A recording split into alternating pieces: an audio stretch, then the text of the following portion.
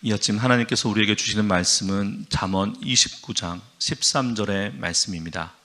잠언 29장 13절의 말씀, 우리 계신 곳에서 함께 읽겠습니다. 가난한 자와 포악한 자가 섞여 살거니와 여호와께서는 그 모두의 눈에 빛을 주시느니라. 아멘. 간밤에 평안히 주무셨습니까?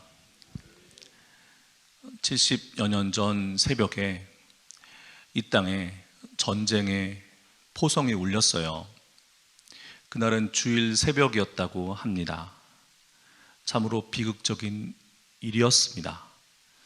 동족끼리, 같은 민족끼리 서로의 가슴에 총구를 겨내고 그 이후로도 그 씻을 수 없는 상처가, 그 아픔이 우리 안에 남아 있습니다. 이 땅에 다시는 전쟁의 소문이 없기를 간절히 기도합니다. 그리고 이사야서와 미가서의 말씀처럼 칼을 쳐서 보습을, 창을 쳐서 낫을 만들고 이 나라와 저 나라가 다시는 서로 치지 않고 다시는 전쟁을 연습하지 않는 하나님께서만 주실 수 있는 진정한 평화가 이 땅에, 이 세상에 임하기를 간절히 기도합니다. 계속해서 잠언서를 묵상하고 있습니다. 우리에게 살아갈 삶의 실제적 교훈과 영적인 깊은 가르침을 주고 있습니다. 오늘 말씀, 포악한 자, 가난한 자, 섞여 살거니와 하나님께서는 이 모든 사람에게, 모든 사람의 눈에 빛을 주신다. 깊이 묵상해야 할 말씀입니다. 먼저 포악한 자, 이 슈테카킴이란 말은 원래는 고리대금업을 하는 사람을 말해요. 속이는 자, 억압하는 자, 이런 의미가 있습니다. 오늘 본문과 쌍둥이 본문인 잠언서 22장 2절에 가난한 자와 부한 자가 함께 살거니와 이 모두를 지으신 이는 여호와시니라.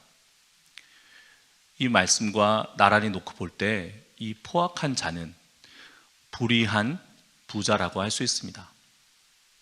하나님께서는, 정의로운 하나님께서는 우리가 정의롭게 살기를 원하세요. 그리고 그 정의는 분배와 관련이 있습니다. 분배의 정의를 떠난 정의가 어떻게 정의롭다 할 수 있겠습니까? 뭔가 분배의 문제에 있어서 문제가 있는 거죠. 가난과 부의 문제 또한 하나님께서는 그렇게 보고 계십니다. 그런데 우리가 깊이 묵상해야 할 내용은 이 가난한 자와 포악한 자, 불의한 자 모두의 눈에 빛을 주신다는 거예요. 그들 눈에 빛을 주시니라. 이 말씀이 얕은 묵상으로는 그 하나님의 깊은 뜻에 도달할 수 없어요. 깊이 묵상해야 할 본문입니다. 어떻게 정의로운 하나님께서 포악한 자, 불의한 부자, 하나님의 정의에, 그 분배의 정의에 어긋난 일을 하고 있는 그에게도, 그의 눈에게도 빛을 주실까? 여기서 눈에 빛을 주신다는 말부터 먼저 새겨보겠습니다. 살아갈, 생명을 지속할 힘을 주신다는 거죠.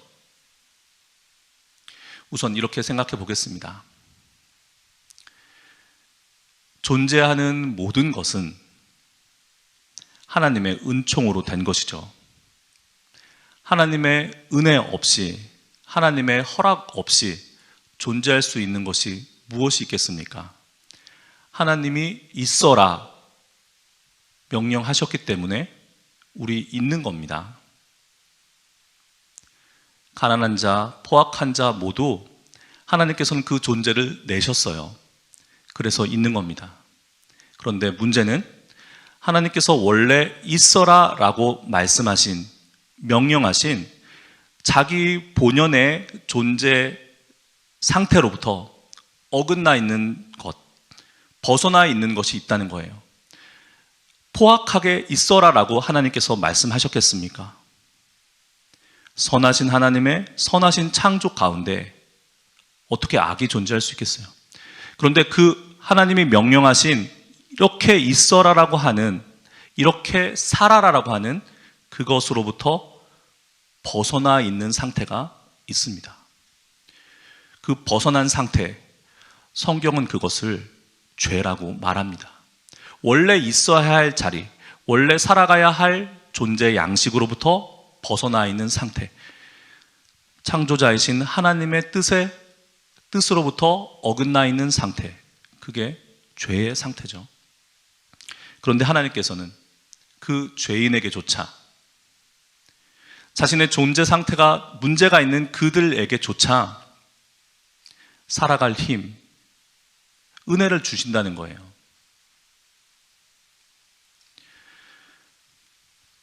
공평하지 않다, 억울하다, 이렇게 생각하실 수 있습니다.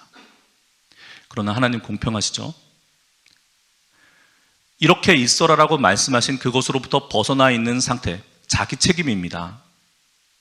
그 책임에 대해서는 반드시 하나님 앞에서 셈 받을 때가 있어요. 그것은 하나님의 영역이지 우리의 영역이 아닙니다. 오늘 아침 이 말씀을 전하기 위해서 묵상하면서 여러 생각, 또 깊은 생각에 잠겼는데요. 대학 때 한 선배가 한 말이 생각났어요. 그 선배의 질문이 이겁니다. 세상에는 두 부류, 두 종류의 사람이 있다. 여러분은 어떻게 생각하세요? 그런 질문을 받으신다면 딱 둘로 나눠야 됩니다. 둘 중 하나에 속해야 되지 그 밖에 예외는 없어요. 이를테면 남자와 여자, 악인과 의인. 우리 믿는 이들은 그렇게 얘기할 겁니다. 하나님 믿는 사람과 믿지 않는 사람. 그렇죠? 근데 이 선배의 말은 이겁니다. 이 세상에서, 자본주의 세상에서 사람은 딱 두 종류다. 뭘까요? 이자를 받는 사람과 이자를 내는 사람이다.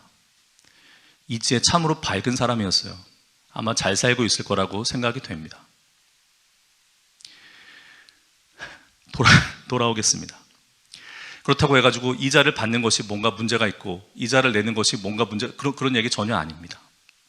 이렇게 세상에는 가난한 자와 부유한 자, 가난한 자와 포악한 자, 그 선배의 말을 참고한다면 이자를 내는 사람과 이자를 받는 사람이 섞여 살고 있습니다. 그런데 이들 모두는 하나님의 가장 기본적인 은총, 보편적인 은총을 받고 있어요. Providential Grace, 섭리적 은총을 받고 있어요. 그렇기 때문에 존재하는 겁니다. 그래서 예수님은 이렇게 말씀하셨어요. 나는 너희에게 이르노니, 마태복음 5장 44절과 45절의 말씀입니다. 나는 너희에게 이르노니 너희 원수를 사랑하며 너희 박해하는 자를 위하여 기도하라. 우리가 가장 따르기 어려운 주님의 말씀이죠. 그런데 주님께서는 이 말씀을 하시면서 그렇게 해야 하는 이유를 설명하세요. 이같이 한즉 하늘에 계신 너희 아버지의 아들이 되리니 이는 하나님이 그 해를 악인과 선인에게 비추시며 비를 의로운 자와 불의한 자에게 내려주심이라. 오늘 말씀과 맞닿아있습니다. 저 불의한 사람, 저 포악한 사람, 우리의 기준으로 악한 사람.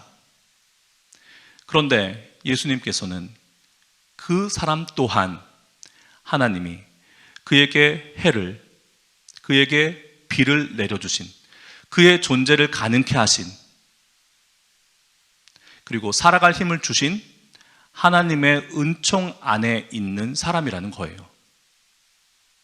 그러니 너희에게 부당하게 하는 사람, 너희를 어렵게 하는 사람, 핍박하는 사람, 그 사람 또한 우리 하늘 아버지의, 너와 나의 아버지의 그 은혜 안에, 은총 안에 있는 사람이니 그 사람 또한 사랑하라는 겁니다. 자신의 있어야 할 자리에서 벗어난 그 사람의 그 불쌍한 상태를 위하여 기도하라는 것입니다. 주님께서는 이어서 이렇게 말씀하십니다.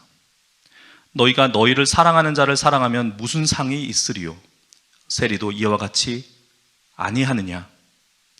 또 너희가 너희 형제에게만 무난하면 남보다 더하는 것이 무엇이냐? 이방인들도 이와 같이 하느니라. 그러므로 하늘에 계신 너희 아버지의 온전하심과 같이 너희도 온전하라. 이 말씀이 오늘 하루를 시작하는 우리 안에 큰 울림이 있으시길 축복합니다. 나에게 부당한 대우를 하는 고용주, 임차인의 입장에서 부당한 조건을 제시하는 임대인, 거래관계에서 불합리한, 부당한 요구를 하는 그런 거래처, 오늘 하루 만나게 될 그 어떤 사람이라도, 그 어떤 존재 상태에 있는 사람이라도 그 사람 또한 하나님의 보편적인 은총을 입은 하나님 은혜 안에 있는 사람임을 다시 한번 생각하시고 오늘 주님의 말씀처럼 그래, 내가 저 사람을 위하여 기도하리라. 그리고 사랑의 마음으로, 사랑의 눈으로 그 사람을 바라보시기를 축복합니다. 기도하시겠습니다.